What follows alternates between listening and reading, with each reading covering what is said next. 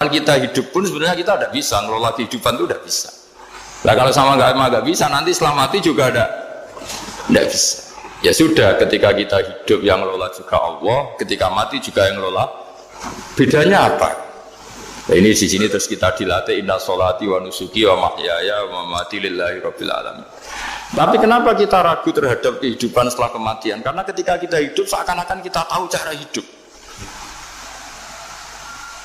Makanya Allah itu tersinggung betul ketika ada orang merasa bisa ngelola cara hidupnya. Makanya kata Allah, kalau gojlok orang-orang yang kepedean itu, kalau kamu top, mbok jangan mati.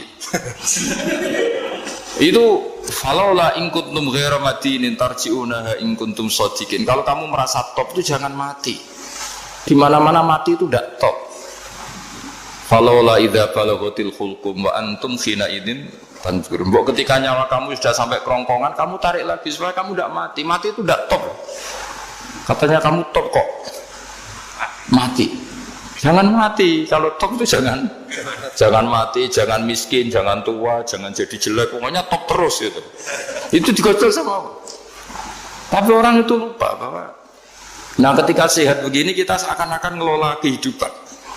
Nah gara-gara merasa ngelola seakan-akan kalau mati lalu saya gimana ya kalau mati.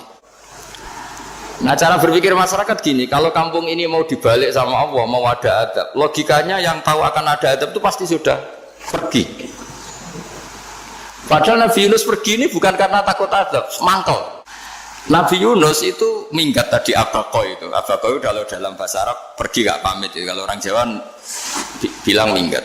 Kalau itu sebenarnya saking mangkelnya, saking emosinya, beliau akhirnya meninggalkan kaumnya tanpa pamit.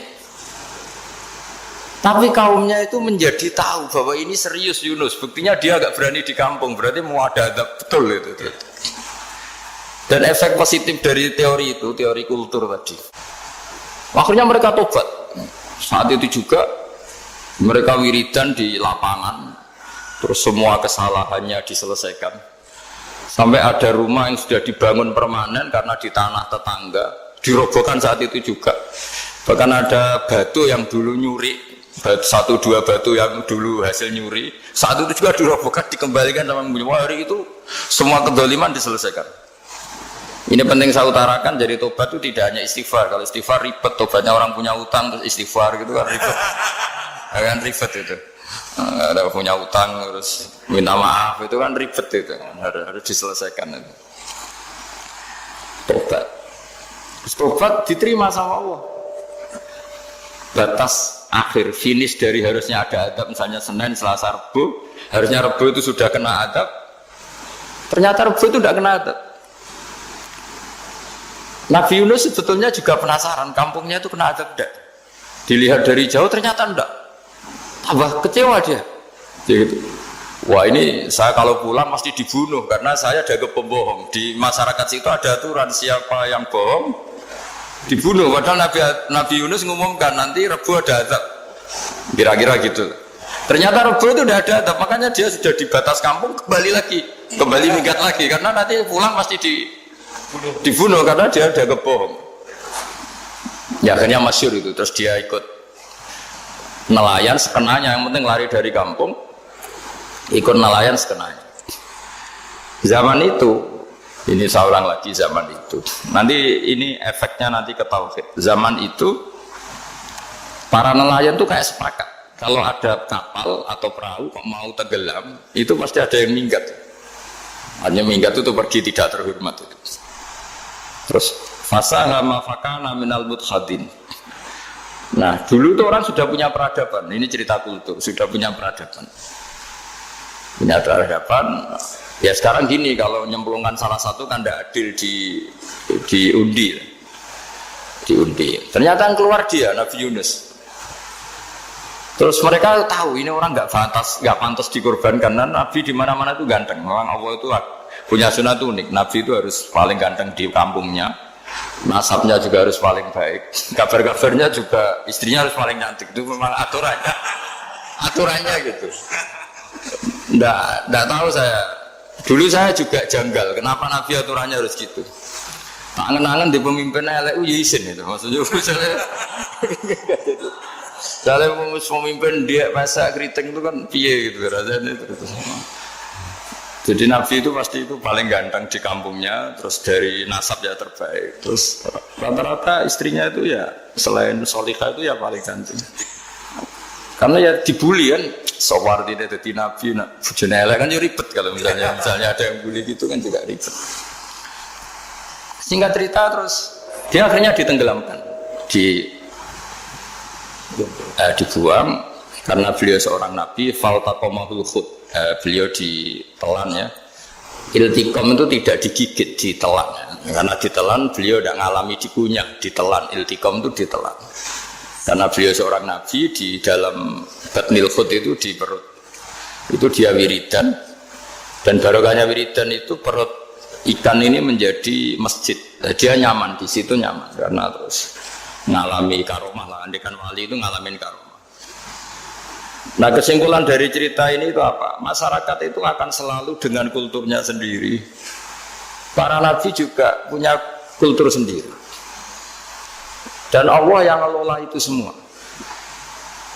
Saya ulang lagi, Allah yang ngelola itu semua. Makanya terus dua kultur ini kalau Allah menghendaki itu gampang sekali. Akhirnya yang terjadi apa? Nabi Yunus jadi kasih sanksi Allah karena pergi tidak pamit. Masyarakatnya justru enggak karena tobat. Dan tobatnya masyarakatnya ini karena kekeliruan Nabi Yunus. Keliru dengan makna bukan dosa. Andai kan Nabi Yunus saat itu kok di rumah ingin menyaksikan adab, itu masyarakat mesti gak percaya kan ada adab. Mau ada adab kok dia di rumah gitu. Jadi unik, Allah cara ngelola masyarakat itu unik. Nah dari keunikan-keunikan cara Allah ini kemudian lahirlah ilmu yang bernama ilmu tauhid, ilmu tawakal, ilmu pasrah nang pangeran gitu. Karena kemarin pas Pak Yusuf sama Bu Sulis sowan saya itu tak beri cerita agama itu milik Allah. Jika teori yang dikatakan manusia itu ya teori saja, tetap semua itu di tangan Allah.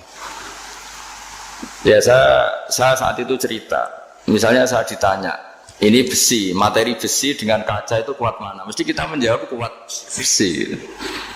Tapi saya yang mengendalikan besi dan kaca. Ternyata saya punya merencanakan menghancurkan besi, menetapkan kaca ini tak simpan, akhirnya puluhan tahun. Yang ini saya rencanakan saya hancurkan gitu. Andai kan si yang menjawab tadi tahu rencana saya, mesti kuat bilang kuat kaca. Gitu. Makanya contoh paling gampang tadi. Dinosaurus itu hewan paling kuat malah musnah. Pitik yang nggak kuat sampai sekarang. Karena Allah bikin dinosaurus itu punya rencana dihancurkan ya. Sementara ayam enggak, gue rame-rame itunya gitu. Sehingga ya sudah. Nah, agama itu seperti itu. Agama itu sesuai rencana Tuhan. Sehingga ini cerita Nabi. Sehingga Nabi itu kadang nggak tahu bedanya antara sesuatu yang punya data, punya perangkat-perangkat untuk menuju A misalnya, itu nggak tahu bedanya. Jadi kalau Nabi ditanya misalnya gini, onta itu lahir dari betinanya, dari indukannya bisa, ya bisa. Lahir dari batu, jawabnya ya bisa. Kalau dia seorang Nabi pasti jawab bisa. Jadi kalau Nabi ditanya mata air itu keluar dari bumi kedalaman 7 meter, bisa. Keluar dari sini, dari meja, jawabannya ya bisa. Karena Nabi itu saking dekatnya Allah, tahu betul bahwa perangkat di dunia ini tidak bisa mendikte Allah. Semua itu kehendak Allah. Logika yang terbangun Nabi itu sebenarnya gampang ya. Kalau kita teliti itu hanya gampang itu, sesuatu yang benar itu pasti bisa dijelaskan secara gampang. Nah ini ngaji tauhid biar tidak terlalu berteori itu. Karena kalau saya cerita uang pinter jenengan. Dan saya tidak ingin pinter tentang uang. Tak beri contoh. Nah ini supaya nanti kalau sampean suatu saat meninggal ketemu mungkar nakir itu tahu cara menghadapi. Nanti tak warai tekniknya. Makanya ada cerita agama ini baik sekali.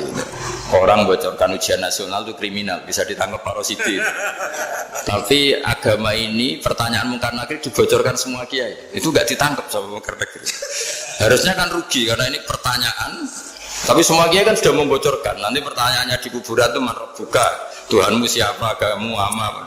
Itu kan sudah dibocorkan, tapi itu nggak dianggap kriminal. Sementara kita sekolah SD, sekolah SMP bocorkan soal itu dianggap kriminal. Padahal harusnya boleh. Maksudnya kalau menuruti teori itu harusnya boleh kan. Mau pertanyaan mungkar nakir saja dibocorkan kan. Ada dasarnya. Ya tapi kan tidak ada itu. Harusnya boleh. Tapi kan terus jadi nggak ujian kalau dibocorkan itu. Artinya agama ini begitu baik. Pertanyaan yang taruhannya surga neraka saja dibocorkan.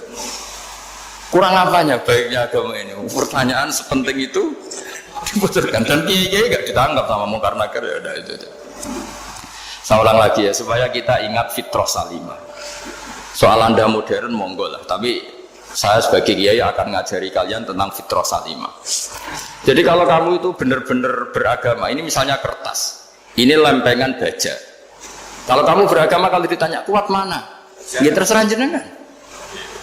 Karena bisa saja kertas ini aku punya niat tak simpan di arsip nasional. Baja ini tak niatkan, tak luluhkan, tak hancurkan.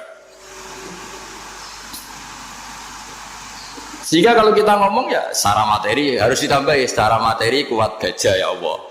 Tapi secara substansi jenengan ya terserah jenengan, monggo. Nah, di sini yang mulai orang lupa itu karena selalu menjawab pasti kuat gajah. Kata pasti ini yang akhirnya orang menghilangkan teori beragama. Berdasar logika itu. Berdasar logika. Nah akhirnya para nabi, para wali itu ditanya. Saya punya kitab karangannya Abdul Hamid, orang alim.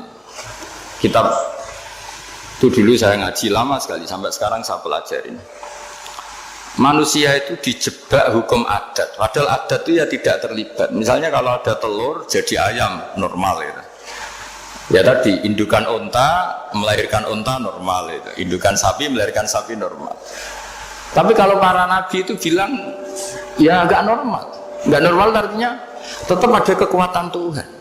Indukan unta tahu apa tentang unta? Dia punya kekuatan apa? Bisa melahirkan unta, bisa menciptakan unta di perutnya, bisa ada jantungnya, ada paru-parunya, ada ususnya. Dia bisa apa? Di situ ada tangan Tuhan. Gitu.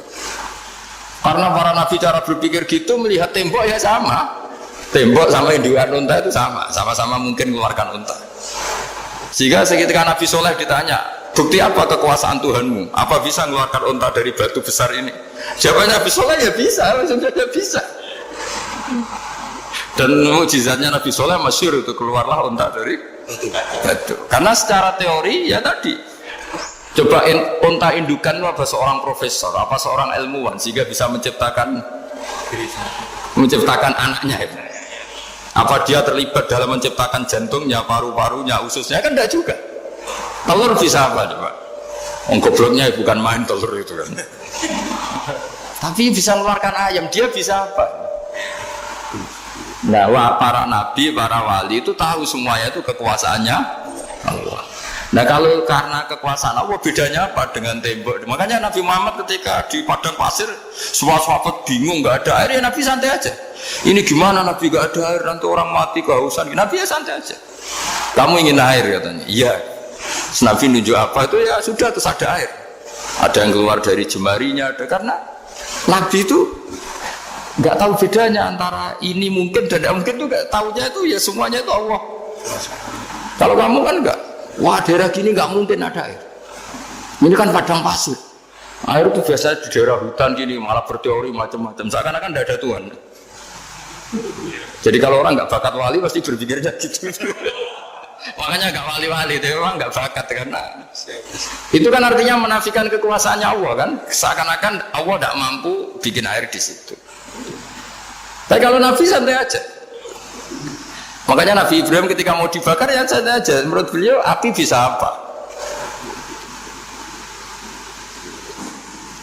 Jadi itu meskipun hukum adat itu ya selalu berjalan. Normalnya api yang membakar di padang pasir, normalnya ya nggak ada air. Normalnya batu ya nggak mengeluarkan unta. Tapi kamu jangan terjebak oleh keseharian yang Anda lihat. Tetap di balik itu ada kekuasaannya Allah Subhanahu wa Ta'ala.